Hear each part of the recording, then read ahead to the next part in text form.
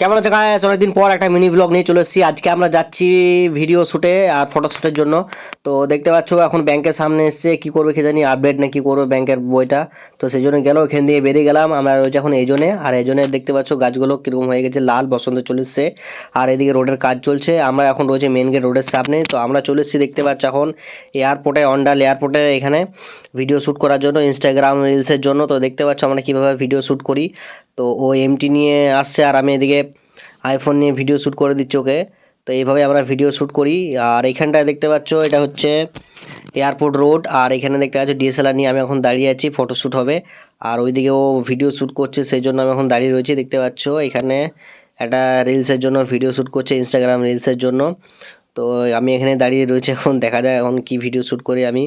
আর এইদিকে দেখতে পাচ্ছ সন্ধে হয়ে গেছে আর এই লাইট নিয়ে চলে এসছে, লাইটে করে এখন ফটোশ্যুট চলছে। তো ভিডিওটা তোমাদের কেমন লাগলো কমেন্টে জানাও। দেখা